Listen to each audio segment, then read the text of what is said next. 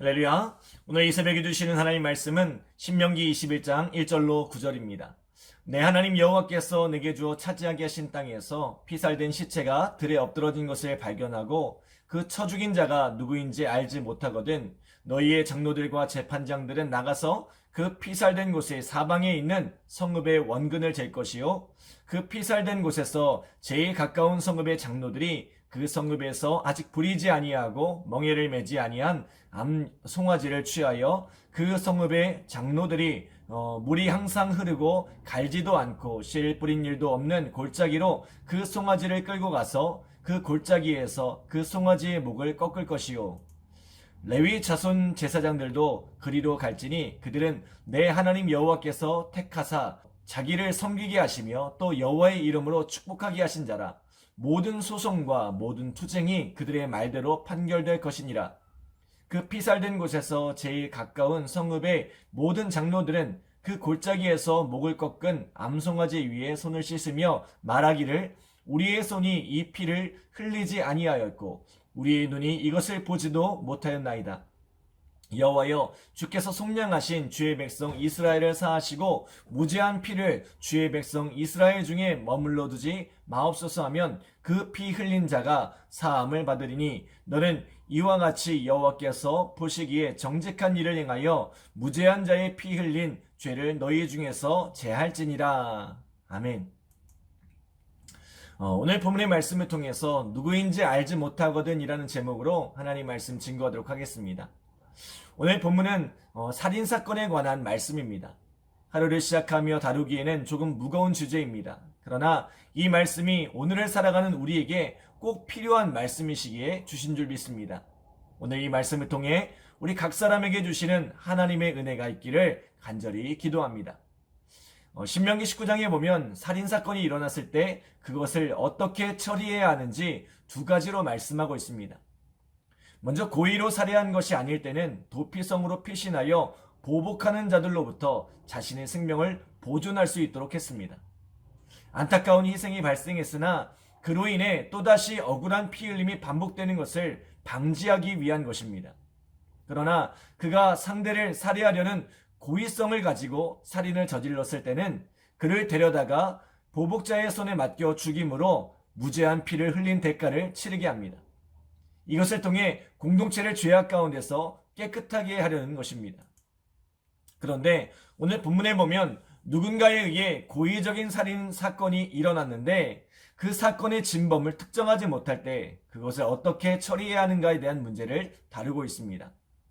오늘날의 경우 살인사건을 은폐한다는 것은 거의 불가능한 세상입니다. 왜냐하면 CCTV로 대부분의 동선이 파악되며 지문과 족적, 유전자 분석 등 최첨단의 수사 기법이 동원되어 범인을 특정하기 때문에 오랜 세월이 지난 연구 미제들도 속속들이 풀려가고 있는 상황이기 때문입니다. 그러나 그 오랜 옛날에는 단지 시체 하나를 가지고 범인을 찾는다는 것은 거의 불가능한 일이었습니다. 오늘 본문은 이와 같이 범인을 특정할 수 없는 살인을 어떻게 처리하는 것이 성경적인 방법인지를 말씀하고 있습니다. 자, 우리 2절로 4절을 함께 읽겠습니다. 너희의 장로들과 재판장들은 나가서 그 피살된 곳의 사방에 있는 성읍의 원근을 잴 것이요 그 피살된 곳에서 제일 가까운 성읍의 장로들이 그 성읍에서 아직 부리지 아니하고 멍에를 매지 아니한 암송아지를 취하여 그 성읍의 장로들이 물이 항상 흐르고 갈지도 않고 씨를 뿌린 일도 없는 골짜기로 그 송아지를 끌고 가서 그 골짜기에서 그 송아지의 목을 꺾을 것이요. 아멘. 자, 첫 번째로 성경은 미제 사건을 처리함에 있어 이 공동체를 지키는데 우선을 두라고 말씀합니다. 작년 우리 사회를 떠들썩하게 했던 사건이 있습니다. 영화 살인의 추억으로도 잘 알려진 화성 연쇄 살인 사건의 진범이 30여 년 만에 세상에 드러난 것입니다. 그가 저질렀던 수차례의 살인사건도 충격이었지만 그를 대신해 억울하게 감옥에 갇혀 20년 동안 수감 생활했던 이가 있었다는 사실이 실로 큰 충격이었습니다. 수사관들의 강압에 못 이겨 자백을 했는데 결국 그로 인해 죄를 뒤집어 쓰고 감옥에 갇힌 것입니다. 억울하게 옥살이를 했던 그의 20년 생활을 그 누가 또 그 무엇으로 보상해 줄 수 있겠습니까?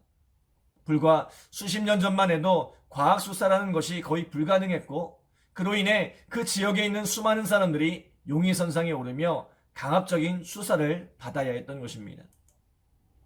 아마 오늘 본문이 기록되었던 당시 상황도 다르지 않았을 것이라 생각됩니다. 오늘날과 같은 과학수사가 뒷받침되지 않는 상황에서 범인을 특정한다는 것은 쉽지 않은 일이었습니다.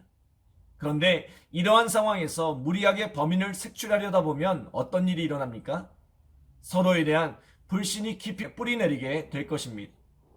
살인의 추억에서 그 지역에 사는 수많은 남자들을 용의선상에 올렸던 것처럼 저들 중 하나는 범인일 것이라는 깊은 불신이 뿌리를 내리게 될 것입니다. 범인을 밝혀낼 수 있다면 좋겠지만 범인을 잡으려다가 오히려 엉뚱한 사람에게 누명을 씌울 수도 있고 공동체 안에서 서로에 대한 불신과 증오만 커지는 상황을 만들 수도 있는 것입니다. 하나님은 죄를 미워하십니다. 그리고 성경은 죄를 철저하게 단죄할 것을 말씀합니다. 그런데 하나님께서 죄에 대해서 그토록 단호한 태도를 취하시는 이유가 무엇입니까? 죄는 하나님과 우리의 관계를 파괴할 뿐만 아니라 공동체를 파괴하기 때문입니다. 하나님은 공동체를 파괴하는 죄로부터 이 공동체를 보호하기 위해 죄에 대해 단호함을 요구하고 계신 것입니다. 그러나 섣부르게 이 죄의 문제를 처리하려다가 공동체를 무너뜨리게 만든다면 그것 또한 하나님께서 기뻐하지 않으신다는 것입니다. 여러분, 우리 교회는 정직과 투명성을 굉장히 강조하는 교회입니다. 세상 가운데 옳은 길을 걸어가기 위해 힘쓰는 교회입니다. 그러나 우리의 정직과 투명성보다 옳은 길을 걸어가는 것보다 더 중요한 가치가 있습니다. 그것은 사랑입니다. 누구보다 정직하고 투명하기를 힘쓰고 옳은 길을 걷기 위해 힘쓰지만 차갑고 냉정한 교회가 아니라 그 어느 교회보다 사랑으로 따뜻한 교회가 되기를 소망합니다. 하나님께서 우리에게 선악과를 주시지 않는 이유가 뭐라고 했습니까? 우리에게는 하나님처럼 사랑으로 품고 용서할 수 있는 능력이 없기 때문이라고 했습니다. 잘못된 길을 걷는 이를 사랑으로 품어서 돌이키게 할 능력이 없기 때문이라고 했습니다. 그러나 십자가의 은혜를 경험한 우리는 달라야 합니다. 정직하고 투명한 길, 옳은 길을 추구하지만 따뜻한 사랑으로 공동체의 하나됨을 지켜내는 그런 은혜의 공동체가 되기를 간절히 기도합니다. 사랑하는 여러분, 하나님께서 죄를 단죄하신 것도, 죄를 밝혀내는 것을 멈추신 것도 공동체를 지키기 위함임을 기억하고 이 공동체의 하나됨을 지켜나가기를 힘쓰는 우리 사랑하는 성도들 되시기를 간절히 기도합니다. 두 번째로 함께 책임지라는 것입니다. 우리 2절 보니까 그 시체와 가까이 있는 성읍들의 원근을 재라고 말씀합니다. 왜냐하면 살인 사건의 가장 큰 피해를 볼 수 있는 곳이 현장에서 가장 가까운 성읍이기 때문입니다. 가장 가까운 곳에 있는 이들이 먼저 범인으로 의심될 수 있고 그로 인해 민심이 가장 흉흉해질 수 있습니다. 그러므로 사건에서 가장 가까운 성읍의 장로들은 아직 부리지도 않고 멍에를 맨 적도 없는 흠없는 암송아지를 골짜기에서 잡아 억울하게 흘린 피를 대속하도록 했습니다. 다시 말하면 범인을 특정할 수 없는 공동체 안에서 일어난 범죄를 공동체 전체가 함께 책임지도록 한 것입니다. 범인을 찾아낼 수 있다면 좋겠지만 앞에서 말씀드린 것처럼 범인을 잡으려다가 오히려 그것으로 인해 폐해가 훨씬 더 커질 수 있기 때문에 공동체 전체가 함께 책임을 지라는 것입니다. 오늘 우리가 본문을 통해 생각해 볼 것은 한 사람이 누군가를 죽인 일이 단순히 그 양자의 문제가 아닐 수 있다는 것입니다. 물론 이런 극단적인 사건을 벌인 당사자들에게 1차적인 책임이 있지만 그러한 극단적인 사건으로 이어지도록 방치했던 이 공동체 전체의 책임 또한 가볍지 않다는 것입니다. 그러므로 오늘 성경은 이 문제를 성읍 전체가 책임을 지고 이것에 대한 대속을 행하라고 권면하고 있는 것입니다. 최근 우리는 한 아파트에서 갑질과 폭행을 일삼은 주민으로 인해서 결국 경비원이 스스로 목숨을 끊는 안타까운 소식을 접했습니다. 물론 1차적인 책임은 갑질을 했던 주민에게 있습니다. 그러나 이것이 단지 당사자들만의 문제였을까요? 저는 이것을 이대로 방치했던 아파트 관리자들을 비롯한 이 주민 전체 책임이 결코 작지 않다고 생각합니다. 이런 억울함을 당하고 있음을 인지했다면 적극적으로 약자를 보호하는 조처를 취하고 갈등을 해결하기 위한 절차를 밟아야 합니다. 그러나 그들은 그것을 남의 일처럼 무관심했고 결국 이런 안타까운 비극을 맞이하게 된 것입니다. 이것은 그 아파트 전체 주민의 책임이고 모두가 함께 책임져야 할 일입니다. 오늘 우리 사회는 점점 더 개인주의화 되어가고 있습니다. 그래서 대부분의 사람들이 다른 사람의 일에 끼어들고 싶어 하지 않습니다. 혹시라도 나에게 손해가 올까 조심스러워합니다. 그러나 우리의 무관심 속에 공동체가 병들고 우리의 무관심 속에 그 어느 곳에서는 극단적인 일이 일어날 수도 있다는 것입니다. 사랑하는 여러분, 점점 더 자신밖에 알지 못하는 이런 각박한 사회 속에서 우리 그리스도인들은 우리가 살아가는 세상에 애정과 관심을 가지고 적극적으로 세상을 치유하는 역할을 감당해내기를 간절히 기도합니다. 마지막으로 그들은 이 공동체의 문제를 가지고 하나님 앞에 나갔습니다. 성읍 주변에서 일어난 살인사건을 마무리 짓기 위해서 그들은 한 번도 쓰이지 않는 흠없는 암송아지를 잡아 그 땅에 흘린 핏값을 대속합니다. 무고한 피를 흘림으로 저주받은 땅에 대속의 피를 흘림으로 그 땅을 속죄한 것입니다. 이것은 이 죄의 문제를 가지고 그들이 하나님께 나아갔다는 것을 의미합니다. 여러분, 죄의 문제는 그냥 눈 감는다고 해결되지 않습니다. 공동체가 이것을 없었던 일로 합의한다고 해서 해결되지 않습니다. 죄를 용서할 수 있는 분도, 죄를 깨끗게 하실 수 있는 분도, 우리 모든 죄의 문제를 해결할 수 있는 분도 오직 하나님이십니다. 지금 살인사건이 일어났던 이 땅은 이 죄의 문제가 완전히 해결된 것이 아닙니다. 성읍 전체가 이 일에 대해서 더 이상 언급하지 않기로 합의했지만 살인사건은 미제로 남았고 살인죄를 저질렀던 사람은 어디서 돌아다니고 있는지 알지 못합니다. 성읍 어디에서 또다시 이러한 사건이 일어날지도 모르는 것입니다. 이 성읍에는 죄가 잠재되어 있는 것입니다.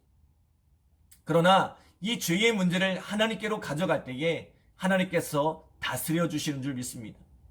여러분, 우리가 살고 있는 세상은 그리 거룩한 세상이 아닙니다. 그리고 이 땅을 살아가는 우리 또한 용서받은 죄인일 뿐 언제든지 또다시 범죄할 수 있는 죄성을 가지고 있는 사람들입니다. 우리는 잠재된 죄악 속에서 살아가고 있습니다. 이 잠재된 죄의 문제를 통제할 수 있는 분이 누구십니까? 하나님이십니다. 하나님 앞에 우리의 죄의 문제를 가져갈 때 우리는 이 죄의 문제로부터 안전할 수 있는 것입니다. 요한일서 1장 9절에 만일 우리가 우리 죄를 자백하면 그는 믿보시고 의로우사 우리 죄를 사하시며 우리를 모든 불의에서 깨끗하게 하실 것이요라고 말씀했습니다. 여러분, 우리에게는 거룩의 능력이 없습니다. 그러나 하나님께 우리 죄의 문제를 가져가면 하나님께서 우리를 죄에서 사하실 뿐만 아니라 모든 불의에서 깨끗하게 하실 것이라고 말씀합니다.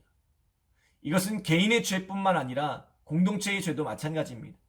그 죄의 문제를 들고 하나님께로 나아가면 하나님께서 그 죄를 사하실 뿐만 아니라 우리 모든 불의에서 우리 공동체를 깨끗게 하시는 줄 믿습니다. 사랑하는 여러분, 오늘 우리 그리스도인들이 해야 할 일은 이것이라 믿습니다. 우리 가정과 교회를 위해 기도할 뿐만 아니라 직장과 사업터, 우리가 살아가는 삶의 터전을 위해 우리의 지역과 나라를 위해 기도하기를 원합니다.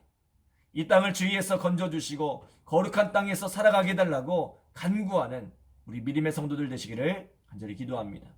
하나님 감사합니다. 오늘 이 새벽에도 깨어 기도할 수 있도록 귀한 은혜 주시고 귀한 말씀 주심에 감사드립니다. 하나님, 죄악 많은 세상을 살아가고 있습니다. 그러나 이 죄악된 세상 가운데서 하나님, 우리 공동체를 거룩하게 지켜나가는 우리 믿음의 성도들 되어줄 수 있도록 주여 축복하여 주시고, 또 아버지 하나님, 우리 안에 사랑을 풍성하게 하사 이 공동체의 하나됨을 지켜가는 우리 믿음의 성도들 되어줄 수 있도록 축복하여 주시옵소서. 또한 하나님, 이 죄악된 세상 가운데서 하나님, 나만 거룩한 것이 아니라 우리 공동체 전체의, 또 사회 전체의 이 죄악의 문제를 하나님 돌아보게 하시고 우리가 공동체를 위해 힘쓰고 기도하는 우리 믿음의 성도들 되어줄 수 있도록 주여 축복하여 주십소서. 하나님, 이 죄의 문제를 가지고 주님 앞에 나아갈 때에 이 사회를 깨끗하게 하시고 거룩하게 하시고 하나님 죄로 얼룩진 이 세상이 하나님 앞에 거룩하게 순결하게 변화되어져가는 귀한 축복과 은혜를 경험하게 하여 주시옵소서. 오늘 이 새벽에도 승리하게 하실 하나님, 오늘 이 하루도 승리하게 하실 하나님을 기대합니다. 감사드리며 예수님의 이름으로 기도드립니다.